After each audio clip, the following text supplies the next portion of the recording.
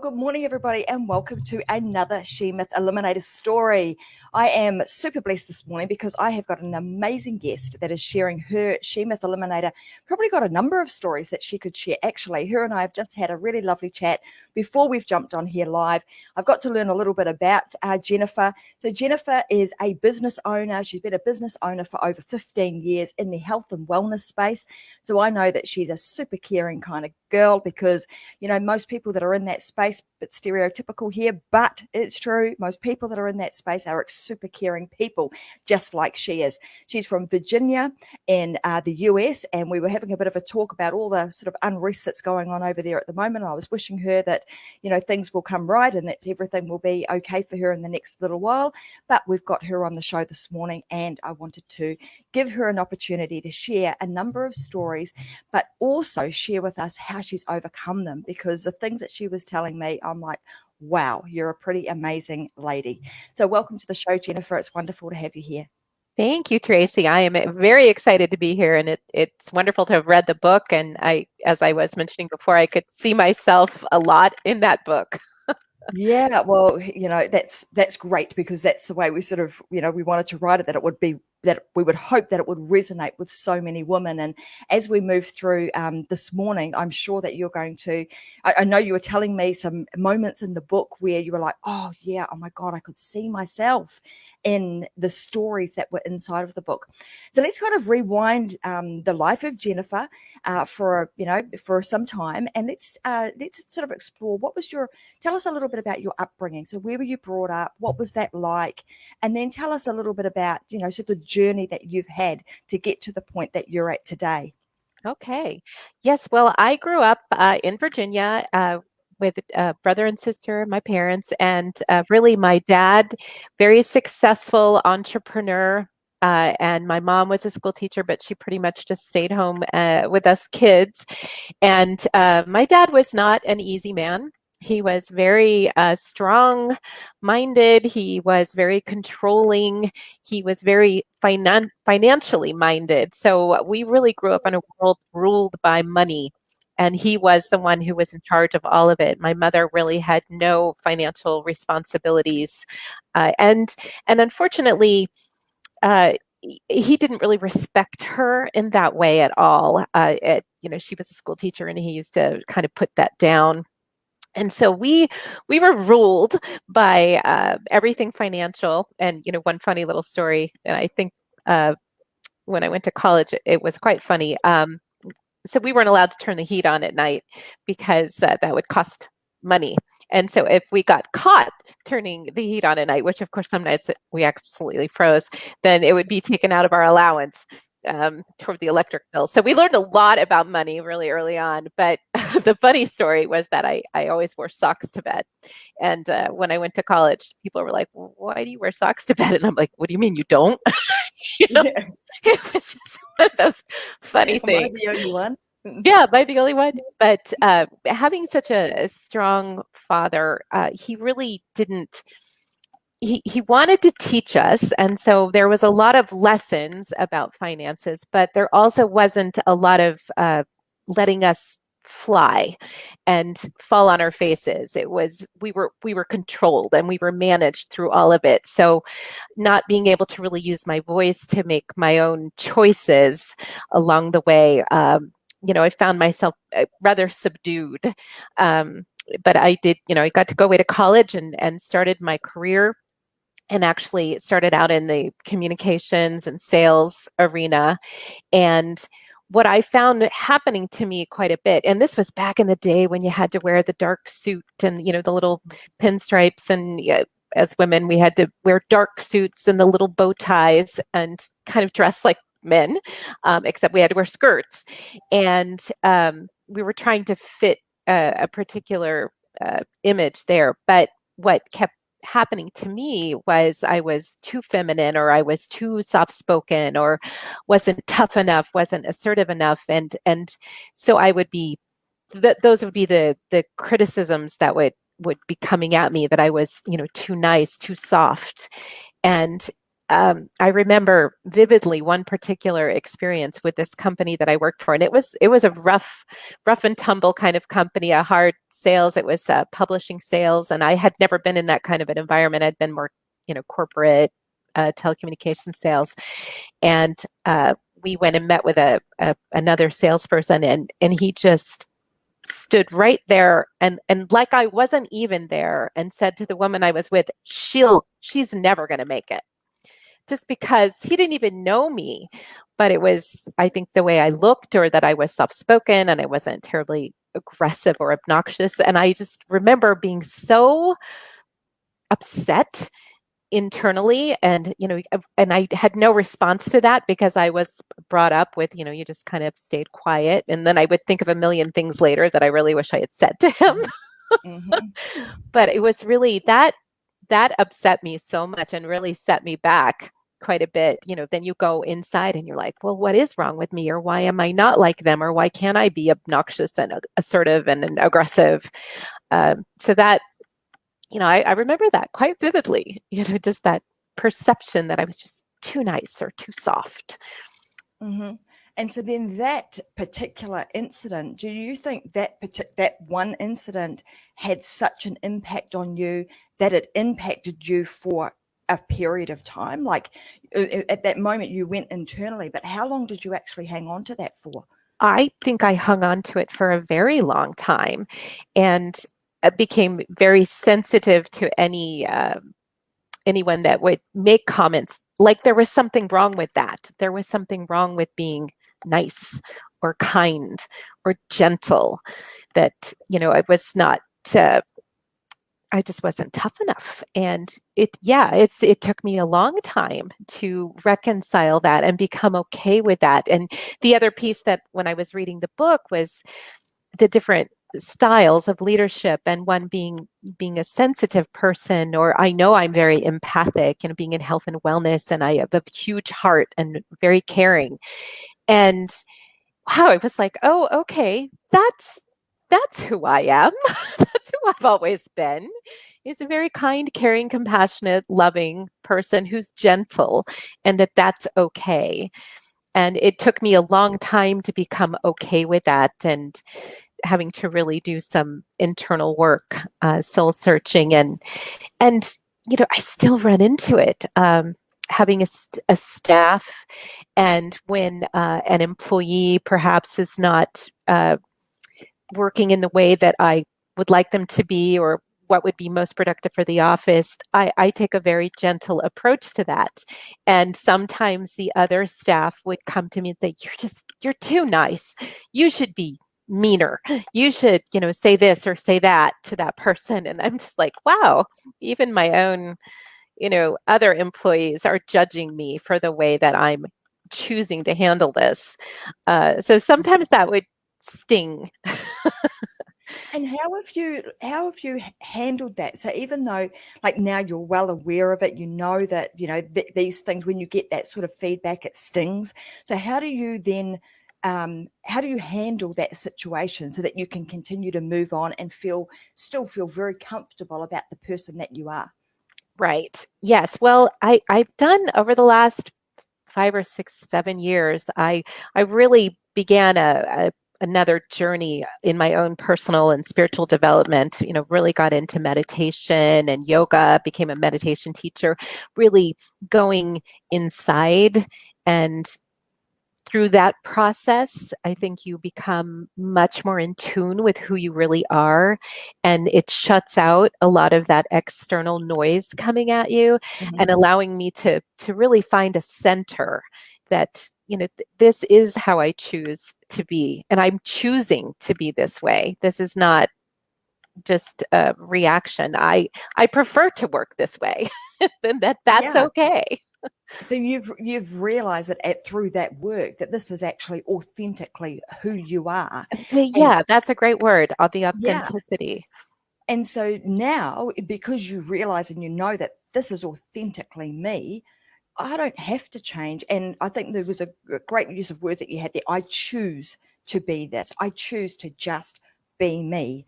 And if it means that, if I am a person who is just, I'm kind, I'm gentle, I'm, empathetic, that is truly who I am. And so then also finding what's interesting too, Jen, is I would love to know that transition that you had, because yes, you've been a business owner for like 15 years in the health and wellness space.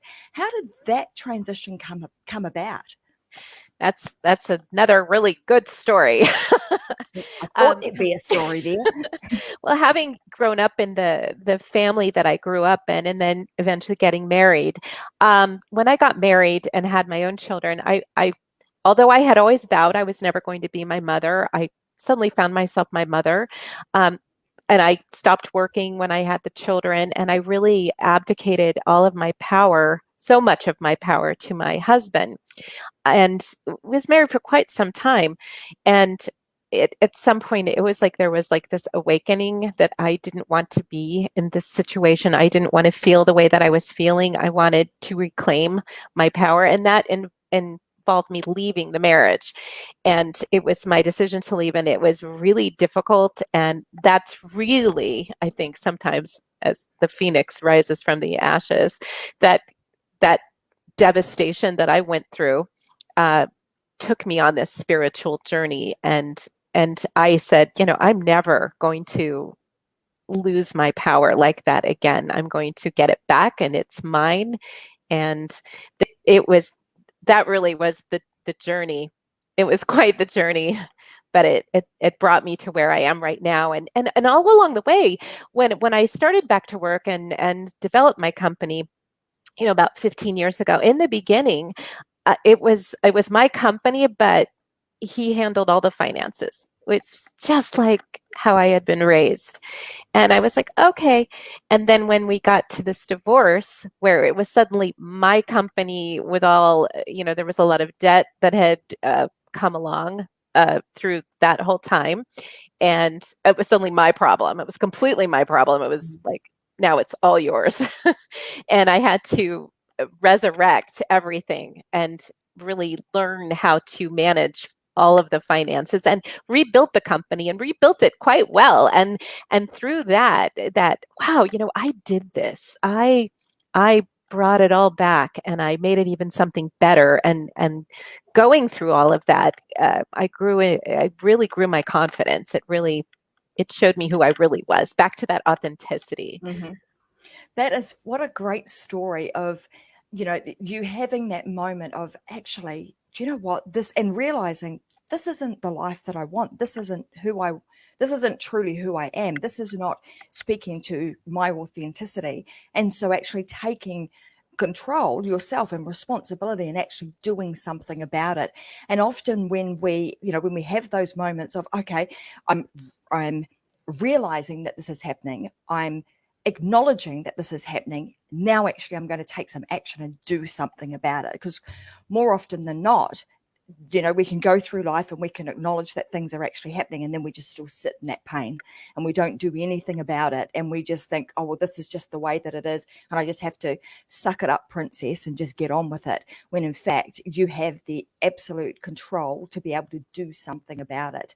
And that there's nothing in that says to me meek and mild. That says super strong, and somebody who is very, very well balanced and centered and knows exactly what it is that they want. So congratulations to you. And clearly Thank you're you. doing some amazing things now with your business, and you're now helping many, many other people to also do the same thing, to keep themselves well and happy.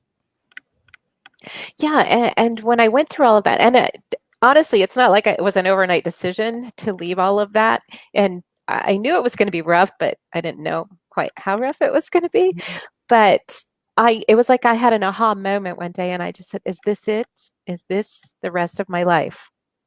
Is it?" And I thought, no, I'm way too young for this. I mean, I was in my early 50s, but I'm like, no, I've still got some good years. I really want life to be different.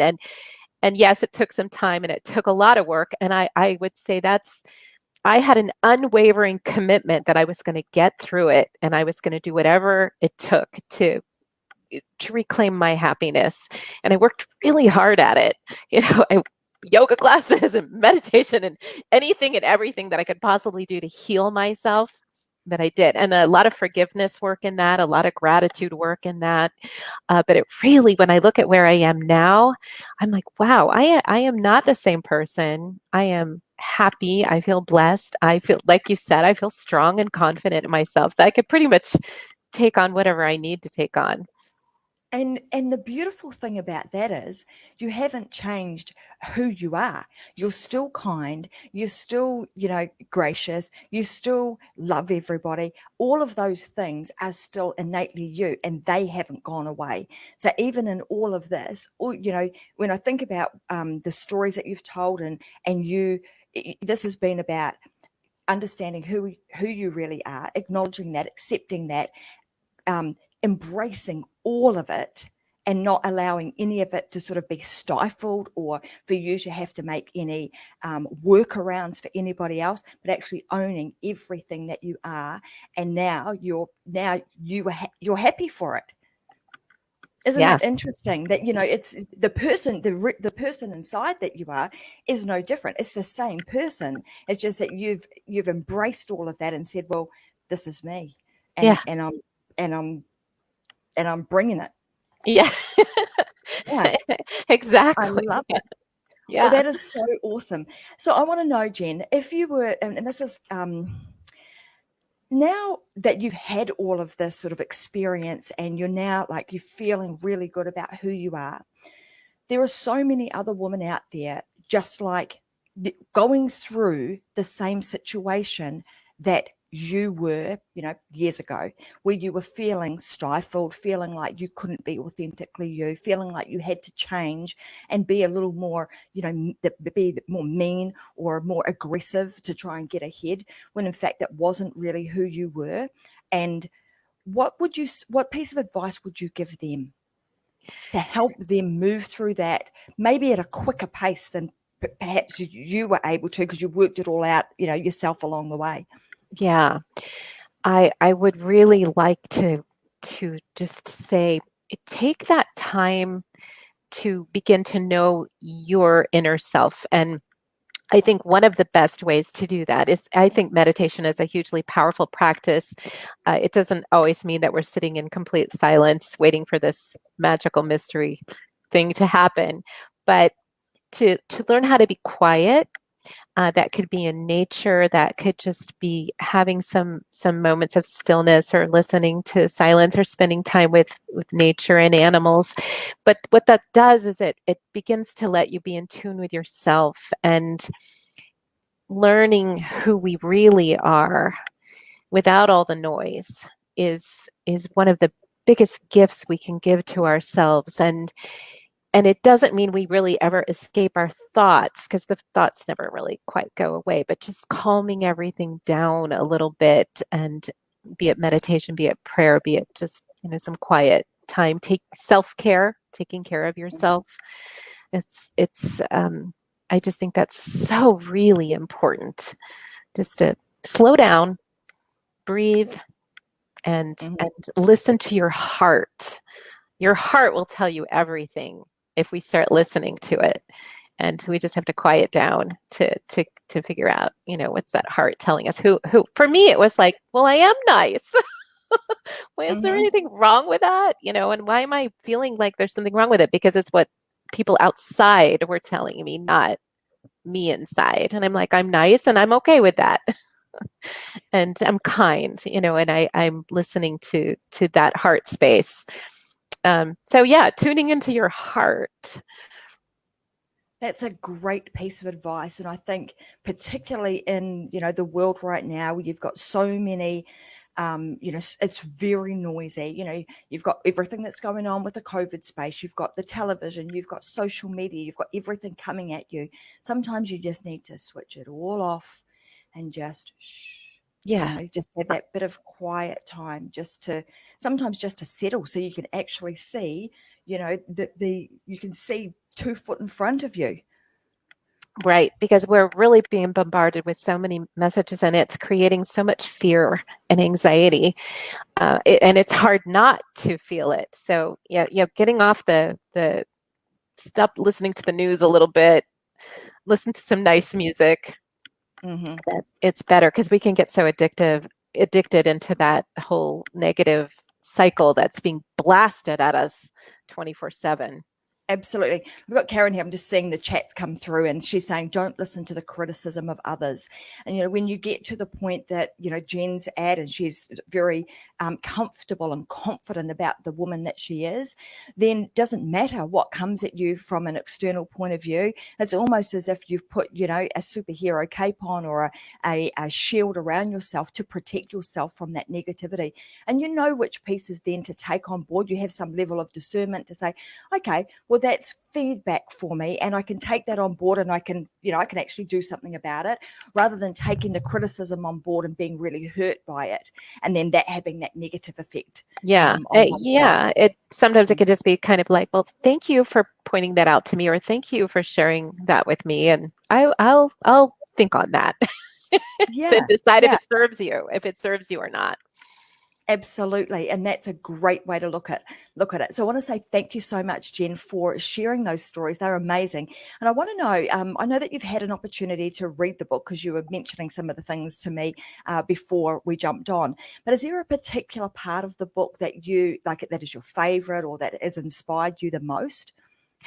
Well, as I mentioned earlier, I was so glad to read those different leadership styles and to kind of find myself in that sensitive realm. So that was really interesting for me, just because I had never thought about it that way.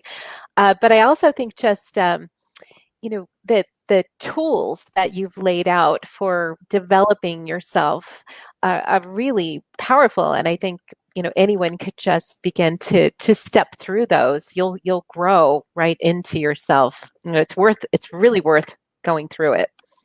Thank you so much. Hey guys, if you haven't got a copy of the book already, you guys now know where you can go and get it. Right here on the screen beneath me, there are two websites. So if you're in the US, you can go to Amazon.com and just type in The She Myth, and you'll find the book there. It just looks just like the one that is on the screen right underneath me. And if you're in Australia or New Zealand, go to Amazon.com, and you should be able to purchase the book there. Both the paperback, hardcover, and the ebook versions are all available for your enjoyment. So head on over to both of those, or one of those, and get yourself a copy of the book today. And if you would love to be on the show and you would love to share your She Myth Eliminator story, then reach out to myself, and I'll make sure that I put you in touch with our production manager, and she will get you scheduled. So thank you so much, Jen, for being here. I'm so pleased that I had an opportunity to chat with you and hear your stories. What a wonderful life experience you have, and I'm wishing you all the best with your business, and you see the life that you are now creating exactly the way that you want it for your Yes. future. So Thank you. congratulations. Thank you, Tracy. I really appreciate the opportunity to be on here. Thank you. Thanks, everybody. We'll see you again tomorrow morning, 8 a.m. Brisbane time, with another amazing She Myth Eliminator story from another inspirational, motivational, and kick butt woman. So we'll see you then. Bye for now.